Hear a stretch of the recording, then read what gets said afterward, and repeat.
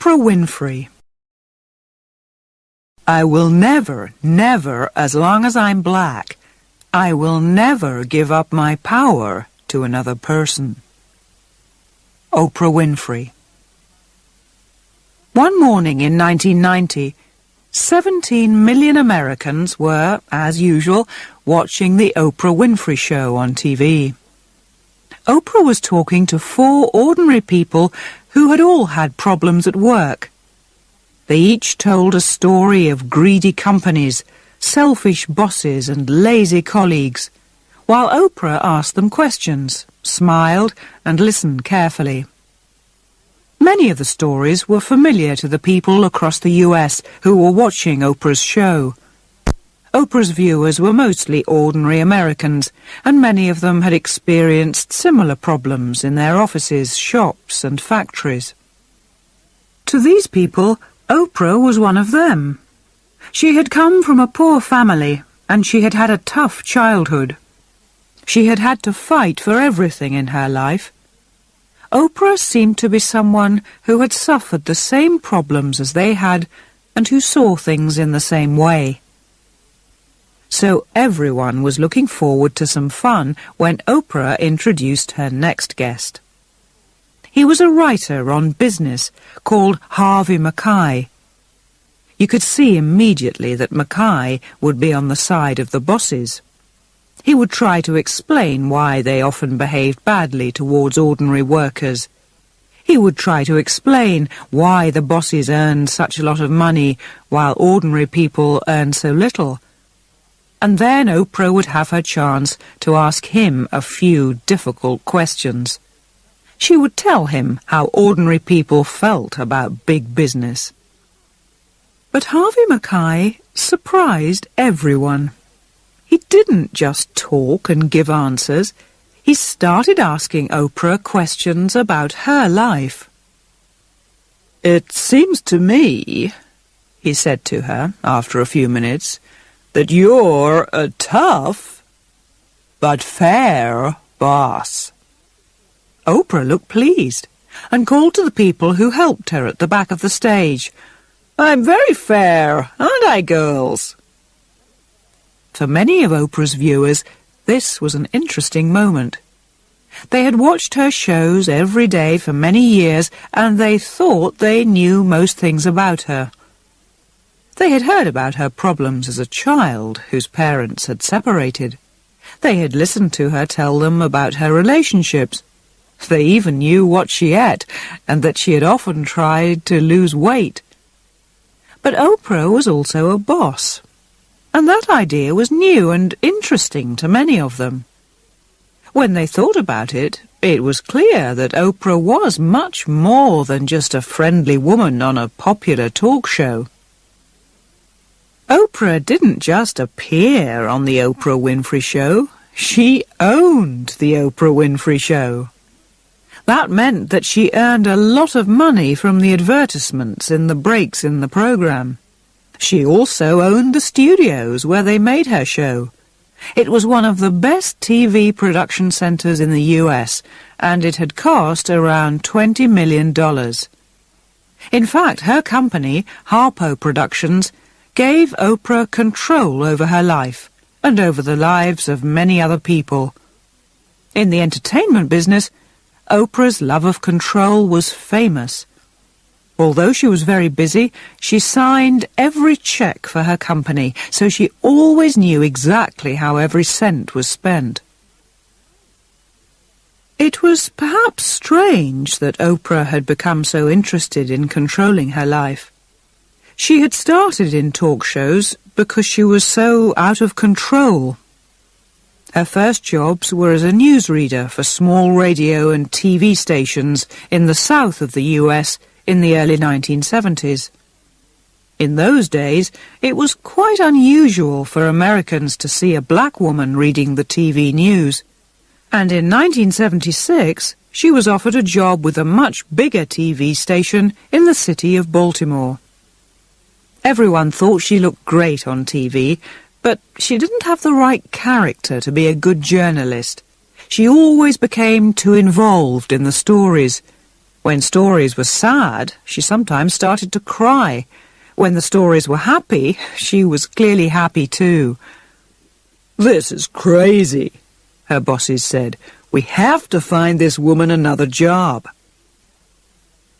At the time, the TV station wanted to introduce a morning talk show. This would give the people of Baltimore a chance to appear on TV and discuss their opinions. The show was called People Are Talking. As Oprah clearly understood people so well, perhaps she would be the right person to present this program. It could be a much better use of her skills than reading the news. Many TV interviewers prepare questions before an interview and then don't really listen to the answers of their guests during the show. But Oprah was very different. She was always interested in what people said. She had real conversations with the people that she interviewed. Soon, her bosses in Baltimore realized that Oprah was a star. Oprah's show was so successful that after a few years, TV bosses in other parts of the country started to notice her. In 1983, a big TV station in Chicago asked her to present their morning talk show, AM Chicago. They offered her a 4-year contract and said that they would pay her $200,000 a year. It was a lot of money, but Oprah was worried about moving to Chicago. She didn't need to be, because when she arrived there, she immediately felt at home. "Just walking down the street, I knew I belonged there," she said. And the people of Chicago also felt that she belonged to them. Her talk show started in January 1984, and it was an immediate hit. People loved her direct, personal style of interviewing, and within a few months, her program was the most popular morning show in the city. Her boss at the TV station was very happy. "Oprah hit Chicago like a bucket of cold water," he said. "She just took over the town." Oprah was a star in one of the biggest cities in the US, but she now wanted to become a national star. Her opportunity came when she got a call from Steven Spielberg. Spielberg was one of the most important people in the Hollywood film industry. He had made several successful films, including E.T. He now wanted to make a film of a book by the black American writer Alice Walker called The Color Purple. "Would you like to play a part in the film?" he asked her. Oprah couldn't refuse. The Color Purple was one of her favorite books, and she also knew that a part in a Hollywood film would make her famous around the world. But she was so busy with AM Chicago that she had no time to do any other work. Oprah wanted to be in the film so much that she was ready to leave her job with the TV station. But her business manager, Jeffrey Jacobs, had other ideas. "We can work this out," he told her. "The TV station will have to give you a break from the show." Oprah's bosses weren't very happy about the situation, but they didn't want to lose her, and they could also see that the film could bring a lot of public attention to her show. They agreed to give her a break of several weeks so she could work on The Color Purple. Oprah was very grateful to the TV station, but the experience also helped her to see that there were a few problems with her present contract. If she really wanted to become a star, she needed more control over her life. But how could she get this? Jeffrey Jacobs realized that if Oprah wanted to control her life, she first needed to get control of her program. At that time, it was only broadcast in the Chicago area, but he thought that it should be possible to broadcast it right across the country. He knew that when The Color Purple arrived in the cinemas, Oprah was going to become an international star. Lots of people outside Chicago would want to see her show. Oprah decided to negotiate with the TV station. First, she made them change the name of the program to The Oprah Winfrey Show. Then, she asked for a share of the money from sales of her show to other TV stations. It was a great business decision. When The Colour Purple came out, the film was a big success and everybody admired Oprah's performance.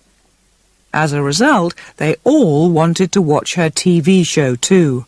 138 TV stations across the US bought The Oprah Winfrey Show, and suddenly her earnings jumped from $200,000 a year to $30 million a year. Oprah's decision had made her rich, and it had also taught her an important lesson. Control was the key to success.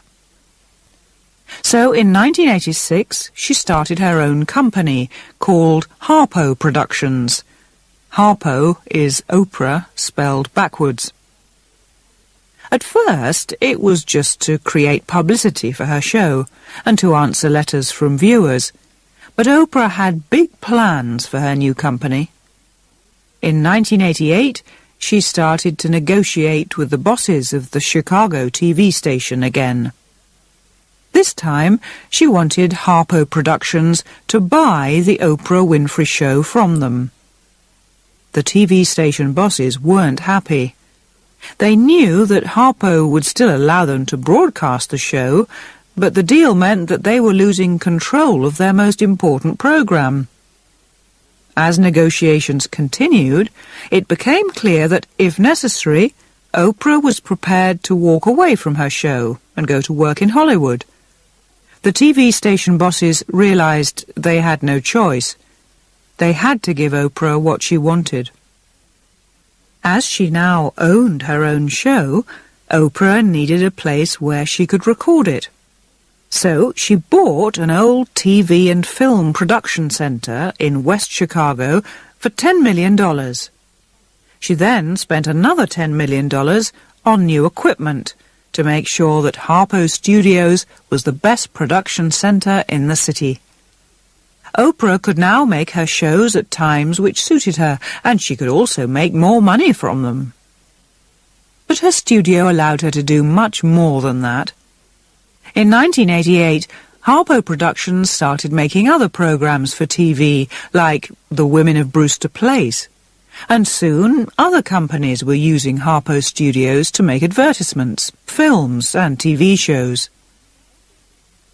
In the 1990s, Oprah's business continued to expand in many different areas of the entertainment industry. Ordinary people, especially American women, trust her and understand her ideas and beliefs. They see her as an honest person from a tough background who has fought for her success. This means that many people are happy to buy products that carry Oprah's name. This has given Oprah many great business opportunities. In 1998, she created a company called Oxygen Media, which produces TV programs for women and children and makes similar material for the Internet. Recently, she also started work on a new women's magazine, and she even has her own film company which has signed a contract with Disney.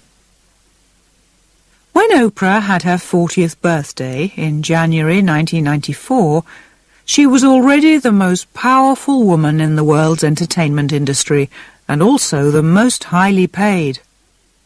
Over the past few years, business magazines have regularly put her in their lists of top American businesswomen.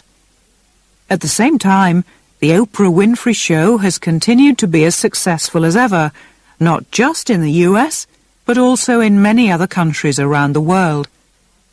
Because Oprah is now in control of her life, she has also found time to act in several more Hollywood films.